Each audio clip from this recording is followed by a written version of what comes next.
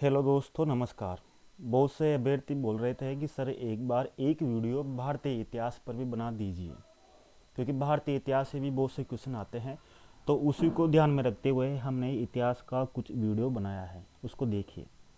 आपके इतिहास में किस तरह से क्वेश्चन पूछे जाते हैं।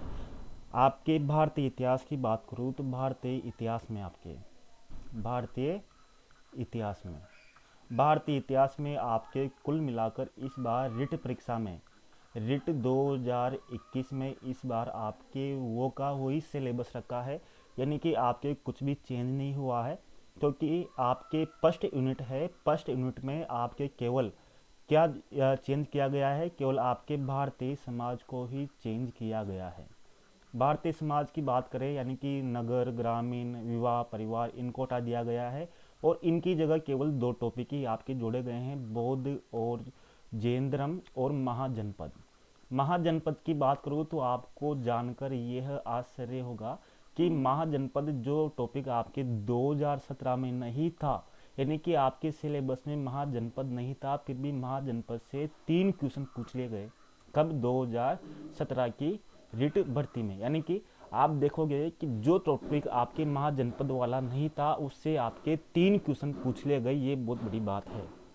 भारतीय इतिहास में आपके कितने यूनिट है? 3 यूनिट है। यानी कि इस बार जो आपके 3 यूनिट है, और 3 यूनिट इस बार आपके पहले थी, और इस बार भी 3 यूनिट है। एक यूनिट की बात करें तो आपके किस तरह से क्वेश्चन पूछे गए, देखिए।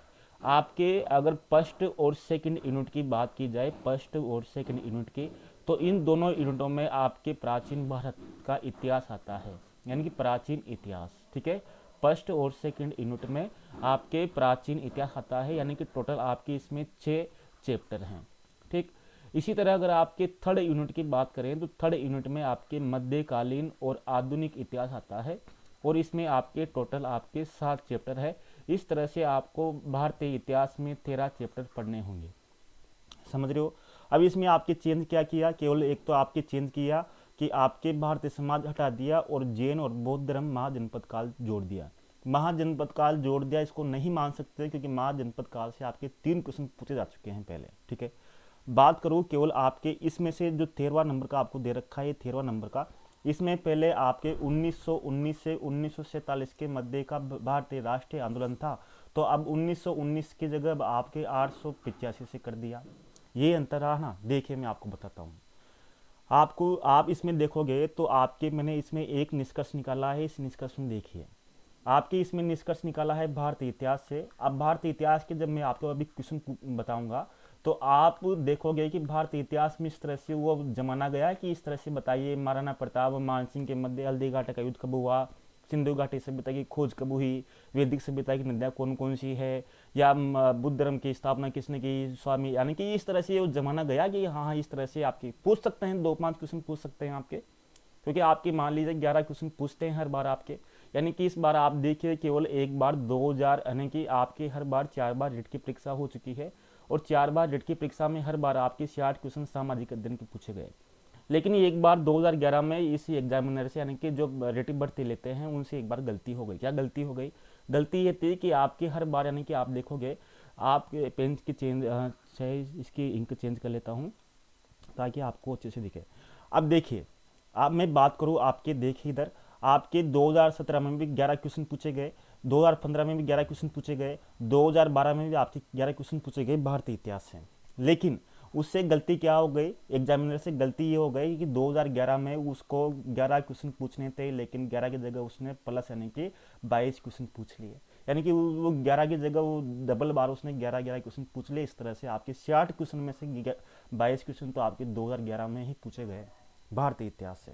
यानी कि आपके हर बार आपके 11 क्वेश्चन पूछे जाते हैं। तो यकीन मानिए कि आपके भारतीय इतिहास में से 11 से 15, यानी कि 20 क्वेश्चन तक, यानी कि 11 से 15 क्वेश्चन इस बार आपके पूछे जाएंगे।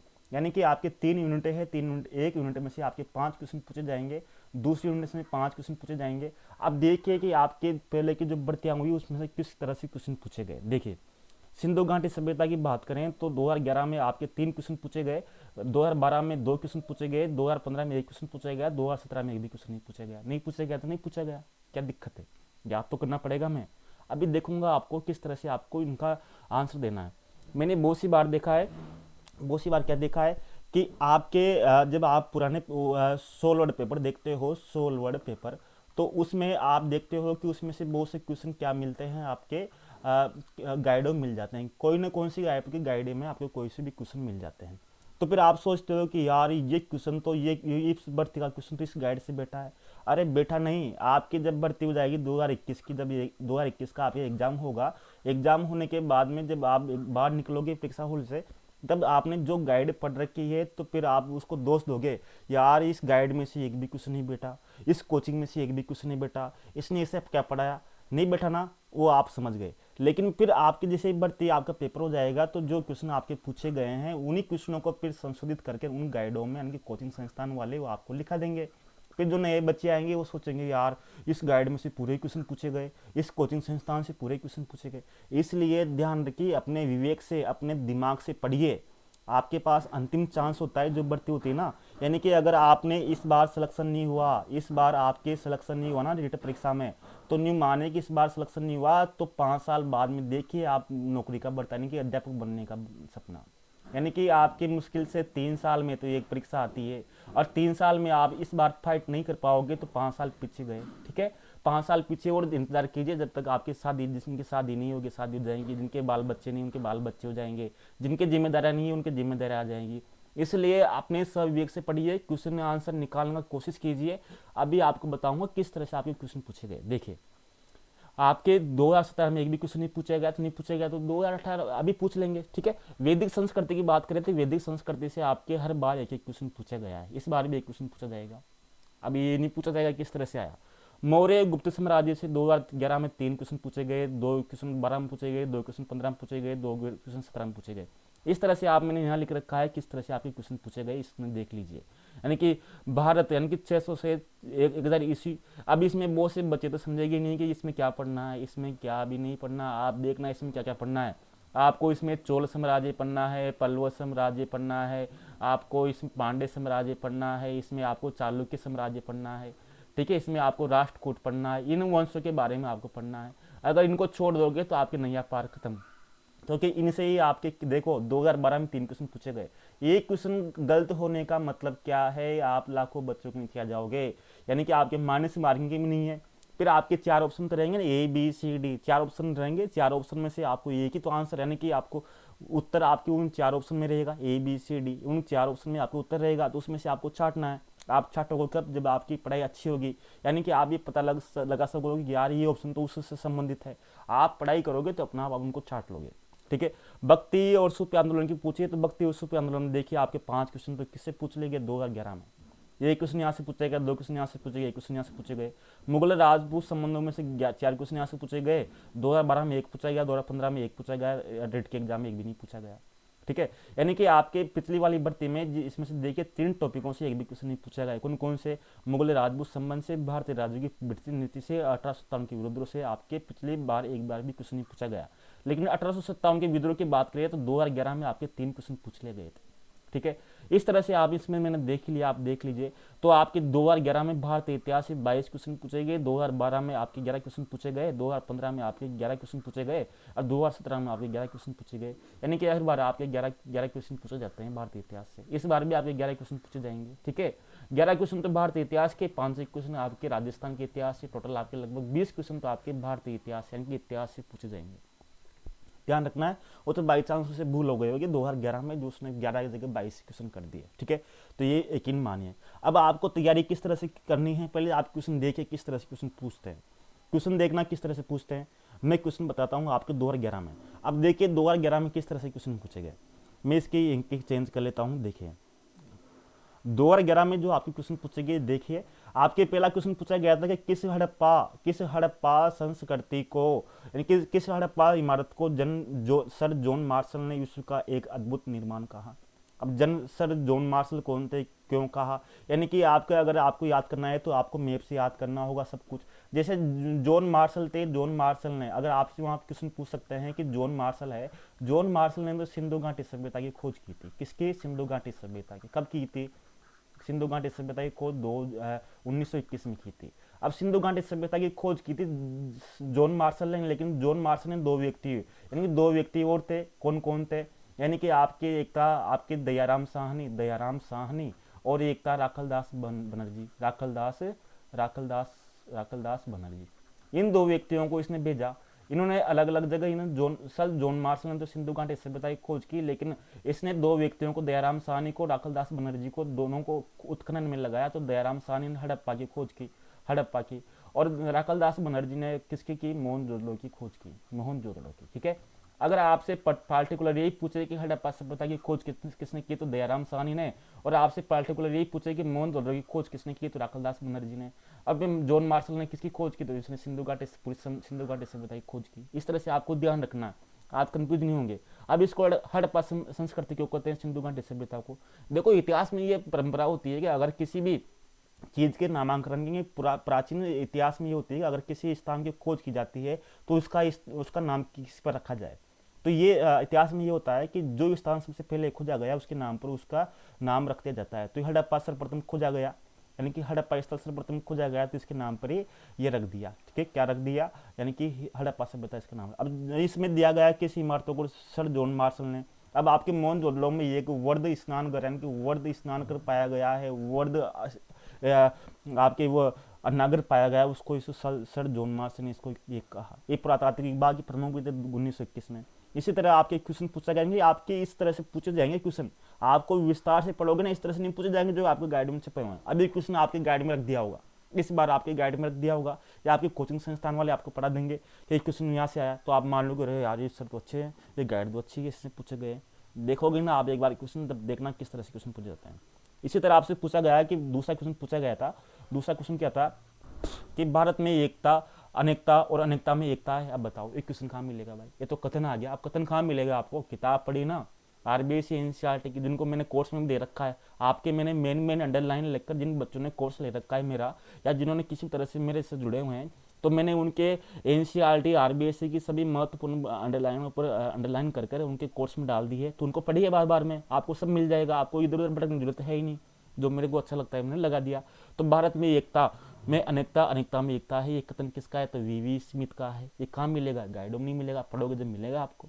ऐसे ऐसे ही अगला क्वेश्चन पूछा गया, निम्न में से किस सेंधव स्थल से अग्निकुंड के साक्ष्य मिले। अब बिल्कुल सिंपल क्वेश्चन है यार, ये क्वेश्चन तो सबको आ गया। अब ये क्वेश्चन सिंपल है तो इसको 100 बच्चे कर देंगे, ठीक है ना। अब इनको 100 को 100 बच्चे कर रहे हैं, तो फिर आप मेरे जो मेरिट में आओगे उनमें क्या अंतर है। तो आप मेरिट में जब भी आओगे जब आप एक्स्ट्रा, यानी कि एक्स्ट्रा ऑर्डिनरी प्रश्नों को आप सही कर पाओगे, यानी कि जिन प्रश्नों को सामान्य बच्चे सही नहीं कर पाते, और उन प्रश्नों को अगर आप सही करते हो तो आपका सिलेक्शन कोई रोक नहीं सकता। बाकी जो सिंपल क्वेश्चन है उनको आप हल कर रहे हो तो उनको सभी कर रहे हैं। जो 11 लाख बच्चे आप उन प्रश्नों को सही कर रहे हो तो आप उसको सही कर रहे हो, तो उनमें आपका अंतर क्या है, तो अंतर यही रहेगा कि आप जो अलग क्वेश्चन रहेंगे उनको हल करें।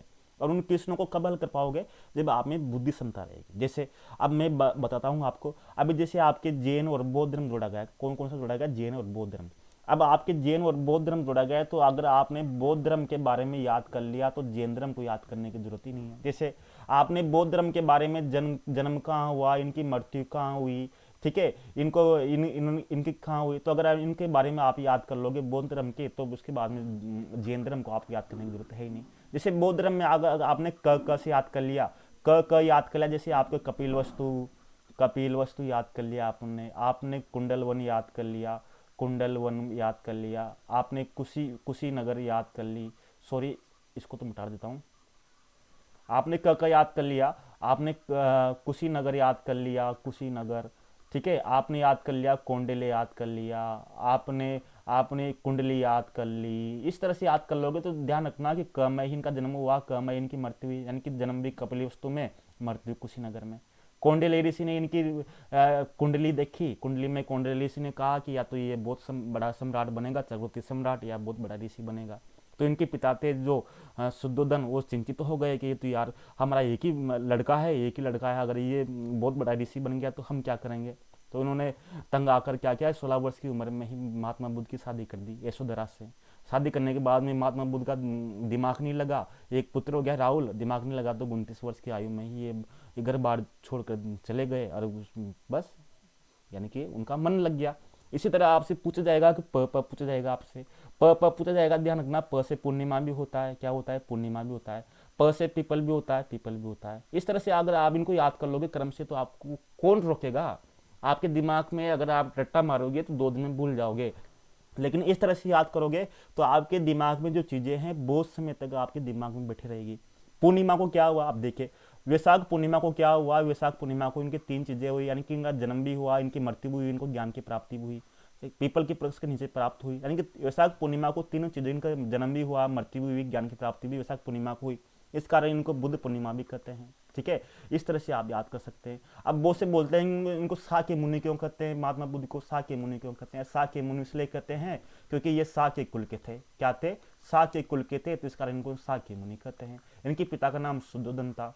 शुद्धोधन कौन से कुल के थे? तो बिल्कुल याद हो गया, इनकी स। इस तरह से आप याद करोगे तो जैन धर्म को अपना आप याद कर लोगे, क्योंकि कुपेलुस। तो इस तरह से आपको याद करना है। इसी तरह बहुत संगतियाँ इनके कोर्स वालों के मैं लाइव कक्षा लेता हूँ, उसमें मैंने आपको बता दिया था, यानी कि मैंने अभी तक कोर्स वालों के 6 लाइव कक्षा ले ली है। 6 लाइव कक्षा में जैन बौद्ध धर्म हो गया है, महाजनपद काल चल रहा है, उसमें सिंधु घाटी सभ्यता, वैदिक सभ्यता मैंने उनको बता दी है। इस तरह से आपके क्वेश्चन पूछे जाते हैं, इन क्वेश्चनों को इस तरह से आप याद करोगे तो आपके बिल्कुल हो जाएगा। इसी तरह आपके क्वेश्चन पूछा गया 2011 में, केवल में क्वेश्चन आपको देख लीजिए, या आपको कौन से भी गाइड में मिल जाएंगे किस तरह से आपके क्वेश्चन पूछे गए, उनके टर्म में जाइए, यानी कि आपको किस तरह से याद करना है, कहाँ कहाँ से आपको उठाना है। अब आपके पूछेगा गीता क्या है, आप गीता क्या है, गीता कोई भगवत गीता क्या है, तो गीता क्या है? गीता एक महाभारत का अंश है, महाभारत का एक अंश है, महाभारत का युद्ध चल रहा था, महाभारत क्या है? गीता है। कोई उपनिषद वेद नहीं है। भारत का राष्ट्रीय चिन्ह कहाँ से लिया गया? गुप्त काल में सुदूर पश्चिम में प्रसिद्ध व्यापारिक केंद्र क्या था? अब व्यापारिक केंद्र कहाँ गार्डन थोड़ी मिलेगा, कहाँ था? पैटर्न था। इस तरह से आपके क्वेश्चन मिल जाएंगे। ये 2011 में इतने क्वेश्चन पूछेंगे तो बहुत सारे इनको आप देख लेना। भारत में प्रथम स्वतंत्रता संग्राम का कानपुर में नेतृत्व किसने किया? 1857 के दौरान लिखित पुस्तक माध्या प्रवास के लेखक कौन है? महान नागा महिला गिडालू को रानी की उपाधि किसने दी? जवाहरलाल नेहरू ने दी थी। ये पूर्वोत्तर भारत की थी। महात्मा गांधी ने अपनी आत्मकथा किस भाषा में लिखी? गुजराती में लिखी।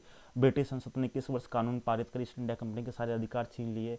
1958 में। भारतीय इतिहास में अब देखो अब 2012 में कौन कौन से क्वेश्चन पूछे गए? बहुत सारे क्वेश्चन पूछे गए ना। आपको देखना है कि किस तरह से आपके क्वेश्चन पूछे जा रहे हैं इतिहास से। अगर आपके इतिहास से मानिए कि अगर इतिहास आप पढ़ोगे तो भारतीय इतिहास में एक बात ध्यान रखना, भारतीय इतिहास में जितने क्वेश्चन पूछे जाएंगे उन क्वेश्चनों में से अगर आपके 12 क्वेश्चन पूछे गए तो कम से कम आपके 10 क्वेश्चन सही होना चाहिए। 10 क्वेश्चन कब सही होंगे? जब आप अच्छे से पढ़ोगे, समझ कर पढ़ोगे। इधर उधर आप अगर आप पढ़ोगे बौद्ध धर्म पढ़ोगे, जैन धर्म पढ़ोगे, तो अब जैन धर्म बौद्ध धर्म को अगर आप चाहोगे तो बौद्ध धर्म और जैन धर्म की आपके एक एक पुस्तक है, विशाल भंडार है पुस्तकों का। बौद्ध धर्म के बारे में देखोगे तो बौद्ध धर्म के बारे में आप तक कहाँ तक पढ़ोगे? आपकी इतनी किताबें रखी हुई है बौद्ध धर्म की, जैन धर्म की भी इतनी किताबें पढ़ने। आपको इतिहासकार थोड़ी पढ़ना है, इतिहासकार नहीं बनना आपको कोई पीएचडी नहीं करनी, आपको नौकरी लगनी है, कंपटीशन फाइट करना है। इस तरह से देखिए कि कहाँ से क्वेश्चन आपके बन रहे हैं। उन क्वेश्चनों को जब आप देखोगे, तरीका देखोगे, तो आपके हर एक क्वेश्चन आपके बन जाएंगे। क्वेश्चन बनाने का तरीका होना चाहिए, छांटने का होना चाहिए कि कहाँ से महत्वपूर्ण क्वेश्चन बनते हैं। अब बहुत से बच्चे कह रहे थे कि सर हमने तो वो कोचिंग से कोर्स ले लिया, हम कैसे आपका कोर्स ले सकते हैं? तो मैंने उनके लिए एक व्यवस्था कर दी कि आपको कोर्स मेरा मत लीजिए, मैं आपको महत्वपूर्ण टेस्ट सीरीज चला रखी है, यानी कि केवल 89 रुपये में। देखो मैं बताता हूँ आपको, ये 89 रुपये में, ये वाली ये रही 89 रुपये में। अब 89 रुपये में आपको क्या चाहिए? कुछ चाहिए? आज 89 रुपये में क्या चाहिए? आप कोई सी भी कोचिंग में जाओगे ना, डेमो क्लास के लिए आपसे 100 रुपये 1000 रुपये पहले रखवा लेंगे, यानी कि पहले भाई साहब आप 1000 रुपये दीजिए, उसके बाद में आप एक दिन का कोर्स लीजिए। अब मैं 89 रुपये में आपको 21 टेस्ट दे रहा हूँ, यानी कि पूरे टॉपिक है, यानी कि आपके 13 टॉपिक तो आपके सामाजिक अध्ययन में तो 13 टेस्ट तो ये हो गए। अब 5 टेस्ट पूरे सामाजिक अध्ययन के ले रहे हैं। अब बहुत से अभ्यर्थी कह रहे हैं कि सर आप फर्स्ट लेवल को पढ़ाइए, साइंस को पढ़ाइए। क्यों पढ़ाऊँ? मुझे तो एक पर ही ध्यान देना है, मुझे रिजल्ट देना है इस बार सामाजिक का इस बार रिजल्ट दूंगा। जितने बच्चे हैं उनका सिलेक्शन करना है मुझे। एक बार मुझे फर्स्ट बारी में यूट्यूब पर पढ़ा रहा हूँ, फर्स्ट बारी मैंने कोर्स बनाया, और कोर्स में भी ऐप में भी एक भी फालतू चीज़ नहीं भरी मैंने, फालतू चीज़ नहीं भरी। मेरे ऐप में केवल 4 ही कोर्स मिलेंगे। कौन कौन से कोर्स मिलेंगे? एक तो कोर्स फर्स्ट मिलेगा, कोर्स 2 मिलेगा, कोर्स 3 मिलेगा, कोर्स 4 मिलेगा। इनकी कीमत भी बहुत कम रखी है इस बार, क्योंकि 24, 25, 26 यानी कि 3 दिन के लिए मैंने इनकी कीमत बहुत कम रखी है। क्यों रखी है? क्योंकि 26 जनवरी को बच्चों ने कहा कि सर गणतंत्र दिवस है, कुछ हमारे लिए दे दीजिए, कोरोना का प्रभाव भी चल रहा है इसलिए बच्चों के पास व्यवस्था नहीं है। तो अब बताओ क्या करें? तो ये 19 रुपये में जिनके पास कोर्स एक है, कोर्स एक में क्या किया? कोर्स एक में हमने किया कि 121 रुपये में उनको एनसीईआरटी सब कुछ दे दिया। अब आपके पास कौन सा भी कोर्स है ना, अगर आपके पास कोर्स 1 है, कोर्स 2 है, कोर्स 3 है, कोर्स 4 है, तो इनमें से कौन सा भी कोर्स है, तो इन कोर्सों में अगर आप लेते हो तो आपको अलग से टेस्ट सीरीज लेने की आवश्यकता नहीं है, और टेस्ट सीरीज आपके से मिल जाएगी। अब इनमें अंतर क्या है? अंतर ये है कि कोर्स 2 में क्या है कि आपको सब कुछ मेरे नोट्स मिल जाएंगे।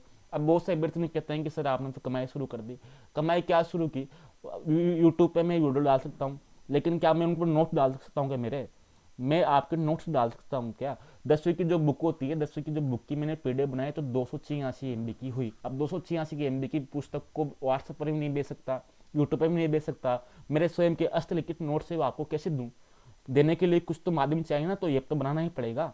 तो ऐप बनाया, इसके लिए बनाया। तो इसमें कोर्स 2 में क्या है, इसमें लाइव कक्षा नहीं है और सब कुछ इसमें है। लेकिन कोर्स 3 में मेरे प्रतिदिन की एक लाइव कक्षा की रिकॉर्डिंग भी है, वो आपको मिलती है और सब कुछ इसमें है। और जिनके पास, जिनको नोट्स नहीं चाहिए, केवल टेस्ट सीरीज देना है, उनको टेस्ट सीरीज देनी है और केवल मेरी लाइव कक्षा पढ़नी है, इनकी प्रतिदिन मेरी लाइव कक्षा पढ़नी है पूरे चैप्टरों की, तो कोर्स 4 ले सकता है। अभी लेने के लिए कोर्स कैसे लो? क्योंकि पहले आपको आपको प्ले स्टोर से आरवी मानव स्टडी, यानी कि प्ले स्टोर से आप जाइए, प्ले स्टोर से आपको आरवी मानव स्टडी ऐप डाउनलोड करना होगा। ऐप डाउनलोड करने के बाद में आपको अपना अकाउंट बनाना होगा। अकाउंट बनाने के लिए पहले आपको ईमेल पासवर्ड बनाना पड़ेगा। लॉगिन कीजिए और लॉगिन करने के बाद में आपके 4 कोर्स दिखाई देंगे। एक तो दिखा कोर्स 2, कोर्स 3, कोर्स 4। एक आपके फ्री है, आप ट्राई कर सकते हैं फ्री में। फ्री में जिनके पास पैसे नहीं है, कुछ भी नहीं है, उनको फ्री में चाहिए तो फ्री में यहाँ देख सकते हैं। लेकिन फ्री में ज़्यादा कुछ नहीं मिलेगा, क्योंकि अगर इनको फ्री में सब कुछ दे देंगे तो फिर कोर्स वालों को फिर नहीं बोलेंगे कि अक्सर हमने तो पैसे दिए हैं, हमें क्यों नहीं दे रहे। इसी तरह 121 में ये 3 दिन के लिए है केवल। कितने दिन के लिए? 3 दिन के लिए। 89 रुपये में आप किस टेस्ट सीरीज है सामाजिक अध्ययन की पूरी, जो आपके हर रविवार को 9 बजे आपके लाइव टेस्ट होता है, उसमें आपको रैंकिंग पता चलता है, ये आपकी तैयारी कितनी है। कोर्स एक 121 रुपये का है। ये अभी आज ही 199 रुपये का था, जो हमने 121 का कर दिया। इसी तरह आपकी जो कोर्स 3 था, पहले 1000 के ऊपर निकल गया था, लेकिन हमने 3 दिन के लिए इसका रेट कम कर दी 943 का। और कोर्स 4 में हमारे बच्चे हो गए थे, पूरे बच्चे हो गए थे, इस कारण हमने बंद कर दिया था कोर्स 4, क्योंकि हमें ज़्यादा बच्चे नहीं लेने, इसलिए बंद कर दिया था। लेकिन ये 3 दिन के लिए वापस चालू कर दिया, ताकि जो बच्चे आवश्यकता वाले गरीब हैं जो भी, वो इसको ले सके। अब देखो, आप पैसे देखोगे तो फिर पढ़ाई नहीं कर सकते। ये तो उनके लिए, क्योंकि ऐप बनाने के लिए कितने पैसे खर्च होते हैं, जो ऐप बनाते हैं उनसे पूछना कि ऐप बनाने के लिए कितने पैसे खर्च होते हैं, तो फिर हमसे ट्राई करना। ठीक है। अब 2012 में जो क्वेश्चन पूछे के देखिए, आपके भारतीय समाज में महिलाओं की स्थिति में सुधार की दिशा में किए गए प्रयासों के संदर्भ में निम्न में से कौन सा कथन सही नहीं है? अब बताइए, आपके इतिहास में किस तरह से क्वेश्चन पूछे जा रहे हैं। आपको मैंने कोर्स में, यानी कि आपको भी देने की कोशिश करूंगा। मैंने व्हाट्सएप ग्रुप बना रखा है, बच्चों का टेस्ट लेता हूँ फ्री में, कोई उनसे नहीं करता। लेकिन आपको किस तरह से क्वेश्चन बनाने हैं, किस तरह से आपके क्वेश्चन बनने हैं, यानी कि आपको जो एक तो आरबीएससी के कक्षा 6 से 10 तक की जो पुस्तकें हैं वो पढ़नी है, आरबीएससी की पुराने सत्र की, यानी कि पुराने सत्र की जो आपकी पुस्तकें हैं वो पढ़नी है। अब कैसे पढ़ोगे देखना। आपके आरबीएससी की जो पुस्तकें हैं, अब आपकी एनसीईआरटी की भी पुस्तकें हैं। अब एनसीईआरटी की आप पूरे इच्छा से लगा के 10 तक पूरी किताबें ले, ऐसा नहीं है। एनसीईआरटी की आपके केवल कक्षा 9 की है समकालीन भारत। समकालीन भारत की पुस्तक है वो फर्स्ट वाली, 9वीं की समकालीन भारत की फर्स्ट वाली पुस्तक है, उसमें दे रखा है भारत का भूगोल, बहुत शानदार दे रखा है एनसीईआरटी की भूगोल में, बहुत अच्छा भारत का भूगोल दिया हुआ है। इसको पढ़ लीजिए, मैं आज कोर्स वालों को डाल दूंगा इस पुस्तक को, तो इस पुस्तक को पढ़ लीजिए, इसमें भारत का भूगोल से संबंधित बहुत अच्छी जानकारी दे रखी है। यानी कि एनसीईआरटी में आपको सब कुछ नहीं पढ़ना, सिलेबस के अकॉर्डिंग ही आपको पढ़ना है। यानी कि आपकी एक उचित रणनीति होना चाहिए। बाबर राणा संघा का युद्ध हुआ, तो युद्ध होते समय राणा संघा के पास कितनी सेना थी? विशाल सेना थी। कितने राजा थे उसके पास? बहुत सारे राजा थे, लेकिन बाबर के पास कम सेना होने के बावजूद भी उसकी रणनीति थी ना, वो रणनीति बहुत अच्छी थी, जिस कारण वो सफल हो पाया। यानी कि आपकी, अगर आपकी रणनीति है, बहुत से बच्चे कहते हैं कि हमने तो 15-15 घंटे पढ़ाई की थी, जब भी अपना सिलेक्शन नहीं हुआ, और वो 6 घंटे ही पढ़ाओ जिसमें उसका सिलेक्शन हो गया। अरे आप 15 घंटे क्या, 20 घंटे पढ़िए, लेकिन आपका पढ़ने का तरीका किस तरह से है वो मेन इंपॉर्टेंट है। आप इस तरह से पढ़ते जाओगे, आपको कुछ ध्यान है ही नहीं। अब आपको इस बुक से पढ़ लिया, इस बुक से पढ़ लिया, इस बुक से पढ़ लिया, अरे जो भी आपके पास बुक है ना, वही आपके लिए बेस्ट है। तो आपको इन चीज़ों को ध्यान रखना है। तो ये क्वेश्चन आपको देख लीजिए किस तरह से आपके क्वेश्चन पूछे गए। अगला जो मैं आपके लिए जल्दी ही यूट्यूब पर भी एक महा मैराथन वीडियो डालूंगा, अभी कल या परसों आपको डाल दूंगा। और जिसको कोर्स लेना ही ले सकते हैं, क्योंकि अभी 3 महीने है, 3 महीने में हम कुछ भी कर सकते हैं, 3 महीने में हम कुछ भी कर सकते हैं, क्योंकि हमने 5 दिन में एक यूनिट पूरी कर दी, तो फिर क्या दिक्कत है सामाजिक अध्ययन की। केवल मैं सामाजिक अध्ययन को ही पढ़ा रहा हूँ, क्योंकि 60 क्वेश्चन है, तो 60 क्वेश्चन में हमारा लक्ष्य है 55 क्वेश्चन तो सही होना चाहिए 60 में से, ठीक है ना। जब हमारा नंबर, मैंने तो साइंस मैथ्स का अलग कोर्स दिया, इसलिए हमारे ऐप में कौन सा भी कोर्स इसमें नहीं भरा, ये आपको देखना है। अब देखो कौन सी क्वेश्चन है, जैसे कर्मचारी वेतनभोगी है, जबकि मैं चेंज कर लेता हूँ इसकी चाहे एक बार, आपके ये अच्छे से दिखेगा। अगला 2012 में क्वेश्चन पूछा गया है कि कर्मचारी वेतनभोगी है जबकि किसान राजा की भूमि जोतते हैं, चीनी यात्री का यह कथन किस शासक के संदर्भ में है? अब चीनी यात्री, अब चीनी यात्री, अब चीनी यात्री कौन से, अब आप यहाँ दिमाग लगाओ ना, तो चीनी यात्री कौन कौन से शासन काल में, यानी कि किन किन के राजाओं के काल में आया? एक तो आया था आपके चीनी यात्री कब आया था? चंद्रगुप्त के समय, चंद्रगुप्त के समय। तो चंद्रगुप्त के समय चीनी यात्री आया था, यानी कि या तो आपके आंसर सही चंद्रगुप्त हो सकता है। इसी तरह एक चीनी यात्री आपके हर्षवर्धन के समय आया था, हर्षवर्धन के समय आया था, ठीक है, हर्षवर्धन के समय। यानी कि अगर आपके ऑप्शन में हर्षवर्धन और चंद्रगुप्त दोनों में से एक है तो आपके पहला आंसर सही आपके क्या रहेगा? हर्षवर्धन या चंद्रगुप्त मौर्य, चंद्रगुप्त, सॉरी चंद्रगुप्त विक्रमादित्य। तो चंद्रगुप्त आपकी, हर्षवर्धन आपकी उसमें ऑप्शन में नहीं था, आपके चंद्रगुप्त ऑप्शन ऑप्शन में था, तो आपका सही आंसर ये हो गया। यानी कि आपको समझने की आवश्यकता है कि चीनी यात्री किसके शासन काल में आया था। जिसके शासन काल में आया होगा तो उसके बारे में इसका आंसर पूछा गया है ना, तो अपने आप हो जाएगा सही, ठीक है। इसी तरह आपके पूछा गया है कि किस चोल शासकों ने पल्लवों के हराकर कांची पर अधिकार किया, दक्षिण भारत में किस राजवंश ने राज्य को राष्ट्र कोटे में ग्राम विभाजित किया। इस तरह से आपके क्वेश्चन पूछे गए थे, ठीक है। यानी कि मुगल कालीन कला के बारे में कौन सा कथन असत्य है, कौन से हिंदी साहित्य का, ये क्वेश्चन आपके पूछे गए थे। तो ये मेरे बताने का उद्देश्य ये है कि आपको यूनिट वार क्रम वाइज आपको पढ़ना होगा, किस तरह से पढ़ना होगा। यानी कि आप नहीं मानिए कि आपकी अगर रणनीति अच्छी रहेगी तो आपको सफलता से कोई रोक नहीं सकता। तो आज के लिए इतना ही। हम कोशिश करेंगे कि यूट्यूब पर भी आपकी वीडियो डालते रहे, लेकिन यूट्यूब पर हमें समय कम मिलता है, समय कम मिलने के कारण हम रोज़ रोज़ वीडियो नहीं डाल सकते। तो उम्मीद है कि आपको समझ में आया होगा। अगर आपको समझ में नहीं आए तो कमेंट के माध्यम से अगर आपको कोई भी दिक्कत है तो मुझसे आप संपर्क कर सकते हैं, ठीक है। यानी कि संपर्क करने के लिए केवल मेरे आपको दे रहा हूँ, केवल व्हाट्सएप मैसेज नहीं दे सकता, आपको नंबर नहीं दे सकता क्योंकि फिर बहुत से फ़ोन आते हैं। धन्यवाद, नमस्कार।